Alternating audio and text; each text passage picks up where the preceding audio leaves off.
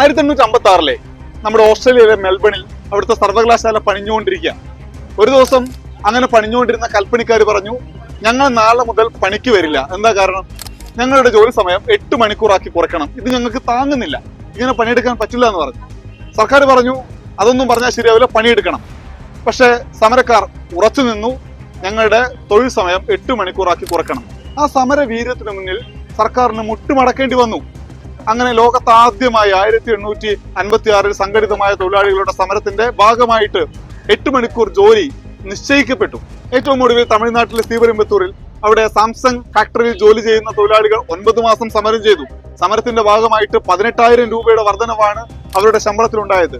Leave അധികം ലഭിച്ചു തുടങ്ങി, മറ്റ് ആനുകൂല്യങ്ങൾ കിട്ടി. ഇങ്ങനെ സമരം ചെയ്ത് നേടിയെടുത്ത അവകാശങ്ങൾ നമുക്ക് മുന്നിലുണ്ട്.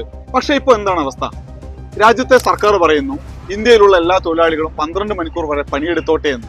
തൊഴിലാളികളുടെ എല്ലാ അവകാശങ്ങളും 4 തൊഴിൽ കോഡുകളുടെ ഭാഗമായിട്ട് ഇല്ലാതെയാക്കുന്നു. അതിനെതിരെയായിരുന്നു തൊഴിലാളികളുടെ സമരം. ഞങ്ങൾക്ക് ജീവിക്കണം, മാന്യമായി ജീവിക്കണം എന്ന് പറഞ്ഞുകൊണ്ടുള്ള സമരം. അത് തൊഴിലാളികൾക്ക് വേണ്ടി മാത്രമുള്ള സമരമായിരുന്നില്ല, രാജ്യത്തെ എല്ലാ ജനങ്ങൾക്കും വേണ്ടിയുള്ള സമരമായിരുന്നു. പക്ഷേ AC മുറികളിൽ വലിയ ശമ്പളവും വാങ്ങിയിരിക്കുന്ന ചില തൊഴിലാളികൾ തന്നെ ഈ തൊഴിലാളി സമരത്തെ തള്ളിപ്പറഞ്ഞ് രംഗത്ത് വരുന്ന കാഴ്ച തെറ്റാണ്. അത് രാജ്യത്തിന്റെ ചരിത്രത്തിൽ തെറ്റാണ് എന്ന് തന്നെ രേഖപ്പെടുത്തപ്പെടും. ചരിത്രം നിങ്ങളെ ഒറ്റുകാർ എന്ന് തന്നെ വിളിക്കും, യാതൊരു തർക്കവുമില്ല. നമസ്കാരം.